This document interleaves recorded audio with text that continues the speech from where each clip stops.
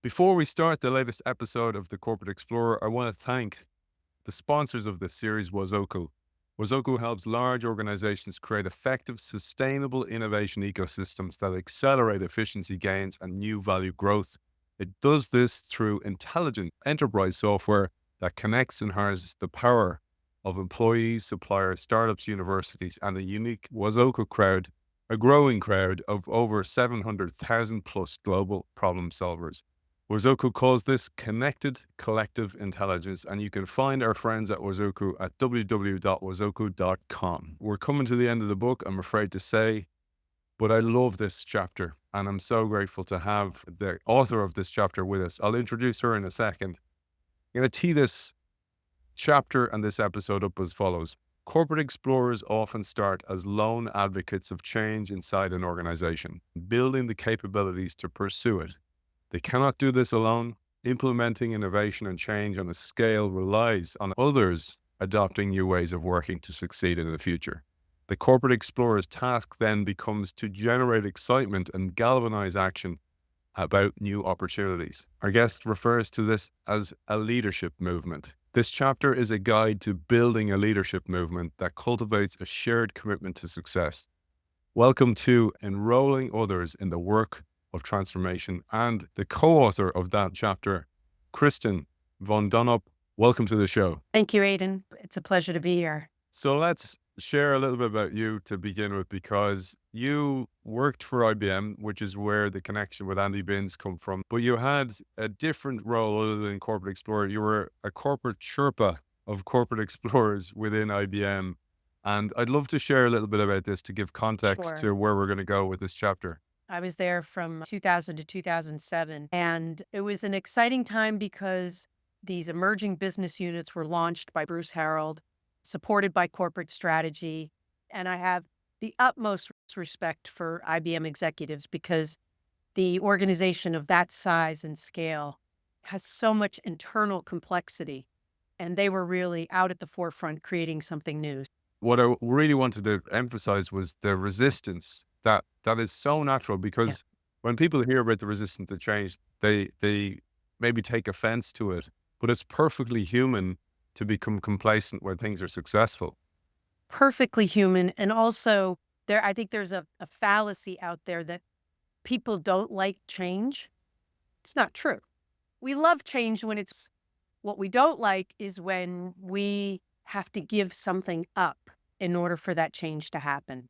And to me, that just, if we can accept that assumption, you can then begin to understand why don't people get excited about your brilliant idea? Why is it so hard? Why do they see me as a competitor? And it's like, well, because you are. You're competing for resources. You're competing for customers potentially. So first, you have to get over this fallacy that people don't like change. So first, accept that. And then secondly, have some compassion for why. I think it's compassion and curiosity for why people aren't excited about your breakthrough. There were so many parts of this chapter that just opened up old wounds, including this little excerpt that I'm going to read here. And I'd love you to riff on this and explain it. So you said the toughest task for the corporate explorer is to get others to help align the organization around the new venture, or like you just said, the new idea. As a new unit or venture starts to scale, corporate explorers move from a sideshow to real competition for resources and attention inside organizations. Because they demand people to work on and think differently, they encounter resistance to change, making it harder to win support. The demands of day-to-day work exert far too strong a force to overcome with persuasion alone. People, and we've all experienced this one, may listen to a PowerPoint pitch, probably checking their phones these days, but this does not lead to real change. The image that came to mind was a moment when I was doing a strategic planning session, and we were purposefully inviting members of the core to that strategic planning session because we knew that we needed access to customers. And the sales leader in the core business, she was polite and attended the session and was present. It was a face-to-face working session. But it wasn't until when it got to the action planning towards the end of the strategic planning, that you could see she was not going to allocate time or people to help get it done. That to me was the clue that you don't really know if people are with you until something is at stake. And that just then opened up the can of worms. But we had to really understand why not. Why did she participate in the discussion and how great this was going to be to expand the market and to create new sources of revenue, but not by taking her sales team, right? And let's think about it. Her career was dependent on meeting her quarterly targets, not chasing a dream. So I think that's where at Change Logic, we talk about scaling begins at ideation. We really encourage corporate explorers to bring people in early and begin those conversations early so that you can understand what's at stake for others. What's the potential loss? Which is hard for any leader, but a corporate explorer who's trying to lead change, asking yourself, what might they have to give up in order for us to be successful? I love that, and that compassion that you talk about there as well. I had the exact same thing, and it's you think they're with you, and then, as you say, it gets when things get serious, they disappear. And we use the term "can of worms" as well, but my case, it was a bag of snakes and snakes in the grass, Yeah. which we'll talk about in a little while because we need to actually map out that territory to understand where those snakes will come from. But there's a line that I loved here where you said movements take organizations on a change journey. It is not an event. There is a beginning, a middle, and an end in every journey. There, these are not staged one-off leadership conferences.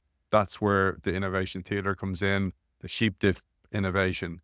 Movements should not be over-designed or overproduced, but instead emphasize discovery and learning. The secret to building momentum is to allow space for people to self-organize so that they take ownership of co-creating the future. I thought that was something that somebody might miss reading that chapter, but something that was incredibly important. This idea of not over-designing the momentum, because most times when an organization embarks on this journey, they'll be watching themselves, trying to actually over-design and create a risk or any kind of straying off the track. But as you say, you need to allow that to happen, that emergence. Yeah, it brings to mind the case we use in that chapter in Corporate Explorer with the team at wireless connectivity in Intel. And there were a couple of things that had happened. There was one team in particular, we ran through a 90-day sprint and they didn't make any progress. I mean, and they came to that 90-day review a bit beleaguered and heads, just really bummed out. And even some of the other executives who were at the sprint review were a little dismayed, like, oh, why not? And you could have said, oh, well, they didn't make any progress. We must not have the right people on the team, or maybe we should just shut this down and let another team come in. And it was like, no, let's give them some more time. Let's give them some more time. And in the second 90-day sprint, they actually they started to enjoy the fact that they were stuck. I just shouldn't say they enjoyed it. They made comedy out of it. They made light of it because they were just like, wow, we are in the cloud, not the cloud of the internet, but just the cloud of discovery, not seeing a path forward, not really being able to find a place to grab a hold, the scaffolding, like to move forward. And they struggled again in their second 90-day sprint, but in the third 90-day sprint, they made a breakthrough and they just accelerated. So I think that's part of the serendipity. None of us knew. Did we have the right people? I don't know. Did we have the right idea? Were they ready to go forward? I don't know. Let's see. And then once they made their breakthrough, their pace was hugely rapid. And if you think about in corporate America or just corporations writ large, to be in that state of ambiguity for 180 days in a high stakes, all these eyes were looking at them about, are you making progress? Are you making progress? That's a long time to sit in the fog for a group of people. And I think that's something that it's important for the corporate explorer to recognize, is that you may be clear, but if the team around you's not clear, right, you have to stay with them. You have to, you can't tell them the answer, but you have to stay with people during that process of discovery, just like you're doing with product market fit, right? You don't know.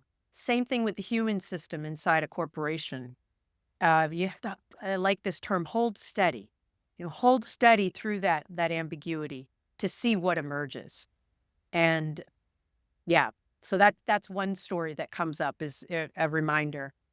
Another one is the importance of not treating your assumptions as truth. Now, we know this in the disciplines of ideate, incubate, scale. You name those assumptions, you create hypotheses about them, and then you test them. The same thing is true as you think about the people who you will need to rely on in the future for your success. And the example that comes to mind is working with a biopharma. They've since been acquired by a large pharmaceutical company. But when they were young and scrappy, all their expertise was around the research around the molecule. At the same time, though, digital technologies and the idea of being more intimate with the patients that are actually taking your medicines, and working with the providers, the healthcare provider, and sometimes even the patient's family. And that digital technologies would allow so much more intimacy with the people who are taking your medicines. And so there was a lot of innovation happening around software as a medical device. At the time, it's still a frontier in terms of the regulatory landscape. But go back 4 years ago, pre-COVID, this was a new terrain. And the typical response inside this company was, that's noise. That's window dressing. We're a hardcore research organization. But the people who were passionate about using the new digital technologies wanted to move fast and be on that frontier. They could see the opportunity. They could see the future. And I remember asking them, well, I noticed on your team, you don't have anybody from regulatory or legal. And they're like, oh, are you kidding? We're going to involve them at the last minute. We don't want to involve them now. They're just going to slow us down. They're going to throw the monkey wrench in the works. And so I was like, oh, just let's explore it. Let's see. So sure enough, we were able to get a woman from regulatory involved. And what we learned by doing that was that in her office, they didn't even have the staff to spend the time exploring how the new regulations were being developed around software as a medical device. But by being involved with this innovation team, she was learning. She was learning and able to go and then explore specific aspects of the regulation that was related specifically to what they were trying to do. And, so somebody who they thought was going to be a blocker ended up being a tremendous ally. And I think that's an important lesson to learn, is that if you at least just ask and explore and test your assumptions. We learned so much about her, and we learned so much about the pressure she was under and what was making her job difficult, that it actually paved the way for being able to do some tests in the market. It's such an important piece that I've made the mistake myself, where you kick the can down the road. You don't tackle the monkey, as Astro Teller would say. You deal with the bottleneck first. And that can be these people, and understanding them, unlocking it early. Also, that whole idea where you involve them and then they have a piece of co-ownership is really important. But let's share the 3 steps that you talk about in this chapter to build a community: enroll the membership, engage the community, and embrace the resistance. I'm going to share on the screen a diagram that you have. You mentioned there, for example, an ally. So in marketing, we talk about finding early adopters that you mentioned, but here we can actually map them. So map allies, advocates, ambassadors, and angels. I'd love you to take us through this. So allies are people who they have, as it says here, they have influence and authority in the organization. So the sales leader that I mentioned earlier, she had enormous influence in the organization because she was responsible for the sales team and the core. And by involving her early, she was able to help us identify where those future bottlenecks were going to occur. And so you allies, and I think we intuitively know that, oh, we need allies, but I just would encourage us to look for allies in not the usual suspects, but the people that, I don't know if I want to call them unusual suspects, but don't just rely on people who are with you on the journey. The next are advocates. Now, advocates they could be peers or they could be managers, but what they do is they'll speak positively about the venture to others. So they may not have formal authority in the organization, but what they will do is that if somebody mentions your work and you're not present and somebody mentions it and they maybe snicker or make a derogatory comment about, this will never come to fruition. Your advocates are people that will say, hang on a second, I think they're actually onto something. And so what they do is they will be there for those moments to talk positively about what you're doing and be able to explain the rationale. You may remember in our in the earlier chapters in our book, we advocate strongly that you create a strategic manifesto.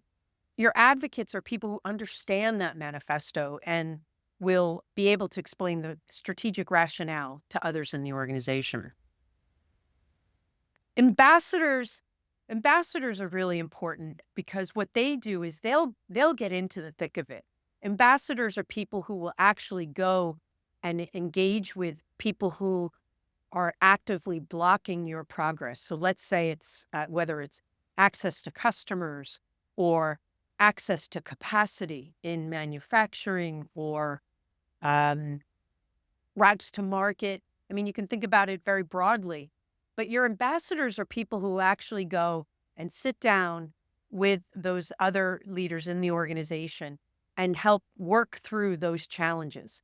And I think that what's really important here is that as a corporate explorer, you can't be the only one running around the organization and involving people. Number one, as soon as they see you coming, they know, oh, here comes Joe. He's going to tell me about this great innovation he's working on.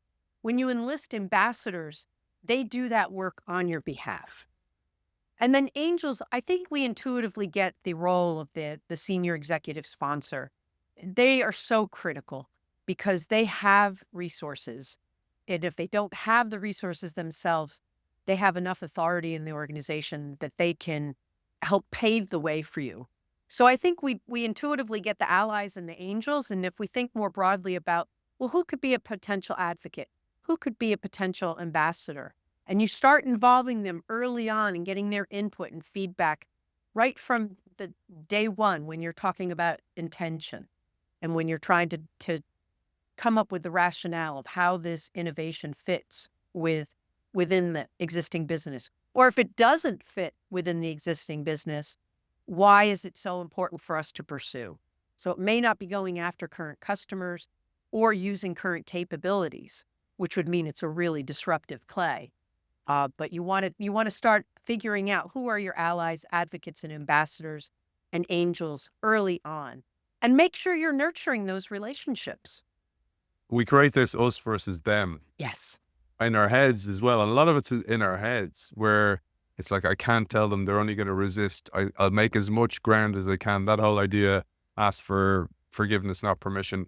It only gets you so far. That's right. And that's probably one of the biggest things. If I look back, I would have involved people earlier. I would have given over more credit. And it's a really hard thing to give away credit. I'm sure you didn't get all the credit for all the hard work you did all the time. And giving away that credit can be so hard sometimes, particularly to somebody who was a big blocker and they're there spouting on a stage somewhere about this great innovation. You're going, you were the worst. You were, I want to strangle you. You were a snake. It's But so true. You yeah, really do have to manage your ego. Yeah, and then that's why you also need allies to let you know when maybe your ego is getting in the way. But I would say that from my experience, the people we've worked with at Change Logic, they have, I would say, an emotional maturity and enough humility to recognize that if they make it all about them, it's not going to happen. But one of the things I realized was it depends on the culture of the organization as well. If the culture is divide and conquer, then you have divide and conquer, and people are all battling for their bit of tap on the back. I did well done from the boss or whatever, and that is a huge part of that I realized that if that's missing, and the leader doesn't know who's doing the work and is not secretly giving credit behind the scenes as well as front of camera to everybody in the town hall meetings, etc., that's when things start to go awry. So anyway, old wounds. Yeah. But we'll keep moving to engage the community. And this is something where I just love you to share some of the ideas that you mentioned in the book, because when people think about this, they often think about, oh, where do I get started? And so once you've enrolled a membership, what do you do? Right. So over to you to explain what's next. Sure. So this is where you involve your sponsors, because they have convening power. And you let them know that you see, when the time is right, you see value in involving more people. So you need somebody with convening power. And it's something that is so tried and true. It's something we did at IBM 20 something years ago. And even we did it 2 weeks ago with a client where the chairman of the organization brought together 60 executives from various parts of the business, corporate functions, core business units, geographies, just a real nice mix of people. And we got them involved in just talking about the opportunities that were in front of the company and the strategic rationale, and allowing people to push back and ask questions. We didn't have the chairman there the whole time. He came to launch it, and he came at the end. And so I think we know this formula: get people in a room for 3 days and really analyze the situation. But that's just the starting part, because workshops have a half-life. Then you use the discipline of sprints. And so I think anybody in innovation knows today that sprints help us make progress in short periods of time. But if you do those sprints with an eye towards the social system and how the social system is occurring in the room real time during the sprint, you can bring that up and work with it at the same time you're working on the innovation. And this was true of the example that we use in the book in chapter 18. There was, in that organization, they had technical expertise as pillars. So all these different which we all take for granted now, but these different technologies about GPS, GNSS, near field communication, Bluetooth, they're all operating on these chips. And when we got to the organization, you had these very strong, literally pillars, like each technology was organized according to those. But to meet the future, they had to figure out how to work horizontally. And through the sprint process, we were able to pay attention and shine the light on how that competitiveness or legacy technology thinking was getting in the way. Not to be critical of people, but to go, so I just heard you say X. Can you explain why you think this idea we're proposing is ludicrous? And give people a chance to work through that together. That's where the engagement of the social movement using sprints, but you really have to be paying attention to not only what is being said, but the music beneath the words. Like, is this a narrative? So we had our assumptions about where the resistance was going to come from, but sometimes we didn't even anticipate it. But you have to really be paying attention and slow down and give people a chance to describe. And I think this is hard. I think this is really, I've fallen into the trap myself when I'm super clear about, oh gosh, these are the pieces of the puzzle that need to come together for us to scale. And you start to hear the resistance. And that's usually a clue to slow down, check in, find out what's really going on for that person. That's probably the most enjoyable part. I think that enrolling and engaging the community. The difficult part is mapping where the resistance is going to come from. And like any good strategist, this is a key role. And again, there's a brilliant matrix that you share in the book, and I'm going to share it on the screen, and I'd love you to take us through it. Sure. I love the simplicity of this grid because it shows that, yes, the angels in the upright are essential. They help us make progress. But don't forget about your allies, because while they are, they're supportive of you, but the thing is that have, um, they serve a very important role because they have the opportunity to have impact in the organization with telling your story. And so what I like about this grid is usually that the angels were super clear about, but then I ask people, well, who are our allies or potential allies? And how are we going to involve them? And the blockers, those tend to be the people we avoid, but this is where that role of ambassador is really essential. The ambassador, you can engage the ambassador to work with those blockers. Maybe that you get them to come to an event. Maybe you get them to commit some time to attend a sprint review. And even better, the ambassador can get a blocker to help you in making progress. So this gets us out of I've been a consultant for so long. I remember back in the day when stakeholder analysis was, you would do this very involved spreadsheet and do all this analysis. But what do you do after the spreadsheet? I like this visual just to say, do we have enough people in each of these categories? What are their names? And what are we going to do to keep them involved and engaged? So let's say they're not in the sprint, but are you following up with them? Are you letting them know what you're learning? Are you letting them know about your pitfalls? You want to keep all of these people warm in your work. I don't know if this has ever happened to you, where it's like a wolf in sheep's clothing.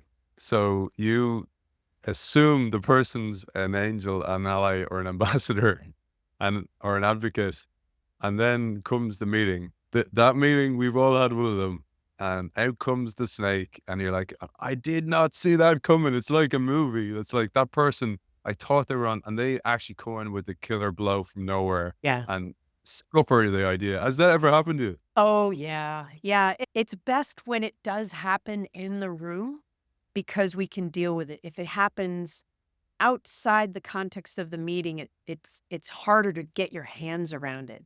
And so we often ask, I would encourage people to do this. Does anybody see it differently?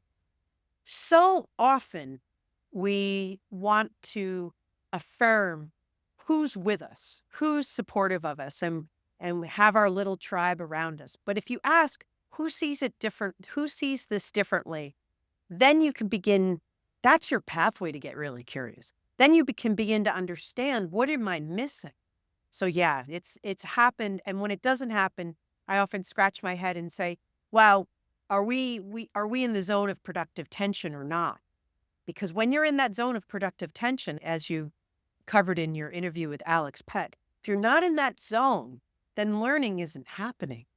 We often have to just do a temperature check to see, hey, does anybody see it differently? Or if you do a vote, this is a tool I love and I encourage corporate explorers to use. Have people vote on their degree of support on a continuum, 1 to 10, 1 to 7. And then, so if 7 is high, focus on the 1s, 2s, 3s, and 4s. So all the people who are clustered on the high end with you at 5, 6, 7, don't just have a conversation with them. Turn your attention to the people who voted lower and ask them, what would it take to just move up 1 notch? I'm not expecting you to be a 7, but what would you need to see? What would need to be true to move up just 1 notch? Slow down, have those conversations, and then that's where you're beginning to weave the fabric of a leadership movement, because you're showing that you want to learn from everyone. I just want to tie it to an episode we did recently with Annie Duke, and we were talking about her book, Thinking in Bets, and she ran a similar exercise, but they actually had a hidden voting system. So you didn't have that groupthink where it's like, what did they say? What did they say? it's done digitally, and they only will release the votes when they're all done. And I think that added to what you're saying would be absolute gold, because you know the way you see, oh, well, let's see what Kristin says. She's always right. Or let's see what my boss says, or whatever it might be, Right. to avoid that as well. There's a key piece, and I'll finish with this because I know you have to run on to a client. I loved what you said here, and it was such an important little sentence in the whole chapter. You said, unless there is evidence of support, it is better to assume that stakeholders are neutral or even opposing. It is not smart to assume support from someone with the ability to derail the work of the Corporate Explorer and the leadership movement. Oftentimes we think that quiet person is supportive or maybe doesn't care, and we're so keen to finish the presentation, to get through and go, phew, everybody's on board, Right. that we often miss. As you said, the dog that doesn't bark is often a signal in the room. That's right. That's right. Yeah. It's so seductive to want to only hear people who are in favor of what you're doing. I mean, let's be clear. When you're a corporate explorer, you're up against a lot. So it is important to get that support. But just remember, you don't need these people to love you. You just need them to love the idea. And so, again, take the ego out of it and really get curious about why this might fail, why this could be a rotten idea, why they don't think it's worth allocating resource to. Brilliant, brilliant. Absolutely. I love that chapter. It's such a great chapter of the Corporate Explorer Fieldbook. Kristin, for people who want to find you, where's the best place to reach out? changelogic.com. I'm a member of the team, and you can find me there, and I'd be happy to follow up with any of the ideas that we've discussed today. Absolutely brilliant. And I just want to thank, before I thank Kristin, our sponsor, Wazuku, who helps large organizations create effective, sustainable innovation ecosystems that accelerate efficiency gains and new value growth. It does this through intelligent enterprise software that connects and harnesses the power of employees, suppliers, startups, universities, and a unique Wazuku crowd of over 700,000 plus global problem solvers. Wazuku calls that connected collective intelligence, and you can find Wazuku at www.wazuku.com. Author of the Corporate Explorer Fieldbook, Kristin Von Donop, thank you for joining us. Thank you, Aidan. I appreciate it.